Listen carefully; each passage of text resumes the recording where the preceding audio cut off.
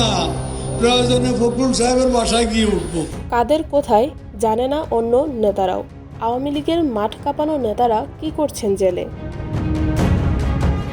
একসময় অত্যন্ত প্রভাবশালী নেতারা এখন জেলের ভাত খাচ্ছে। অবশ্য ৫ আগস্ট শেখ হাসিনার পদত্যাগ ও দেশ থেকে পালানোর পর বেশিরভাগ হেভিওয়েট নেতাই ছিলেন আত্মগোপনে। তবে ধীরে ধীরে বের হতে শুরু করেছে তাদের সন্ধান। অবশ্য সবচেয়ে সমালোচিত ওবায়দুল কাদের এখনও রয়েছে ধরাছোঁয়ার বাইরে।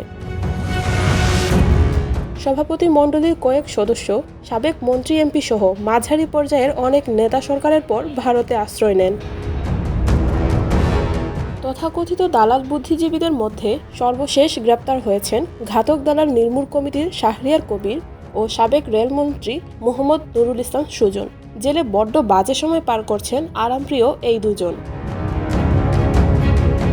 গণ অভ্যুত্থানে সরকারের পতনের পর শুরুর দিকেই নাটকীয়ভাবে গ্রেপ্তার হন সাবেক আইনমন্ত্রী আনিসুল হক ও সাবেক প্রধানমন্ত্রীর উপদেষ্টা বাংলাদেশের সবচেয়ে বড় ধনী ব্যবসায়ী সালমান এফ রহমান।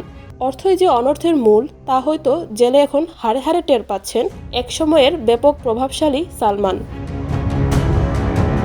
পালিয়েও গা রক্ষা হয়নি অনেক হেভিওয়েটের। গত কয়েকদিনে গ্রেপ্তার হয়েছেন দলের 2 প্রেসিডিয়াম সদস্য আব্দুর রাজ্জাক ও কর্নেল ফারুক খান।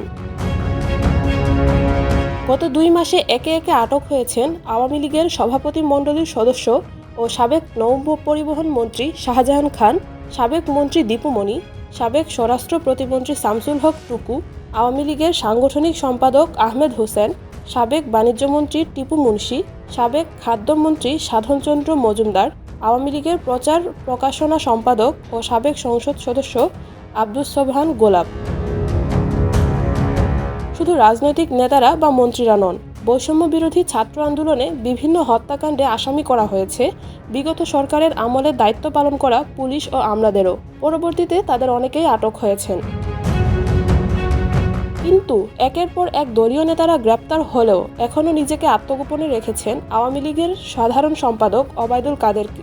পুরো ঘটনায় যাকে নাটের গুরু মনে করা হয়, বর্তমানে তিনি কোথায় আছেন এ নিয়ে নানা গুঞ্জন রয়েছে। অবশ্য এর মধ্যেই ওবায়দুল কাদের আওয়ামী লীগে নিজের সাংগঠনিক অবস্থান হারিয়েছেন। এ বিষয়ে কোনো ঘোষণা দেওয়া না হলেও তার নামে দলের কোনো বিবৃতি দেওয়া হচ্ছে না। চলতি মাসের শুরুর দিকে খবর প্রকাশিত হয় সাবেক স্বরাষ্ট্রমন্ত্রী আসাদুজ্জামান খান কামালকে কলকাতার একটি পার্কে বসে থাকতে দেখা গেছে। দিল্লিতে দেখা গেছে শামীম ওসমানকে।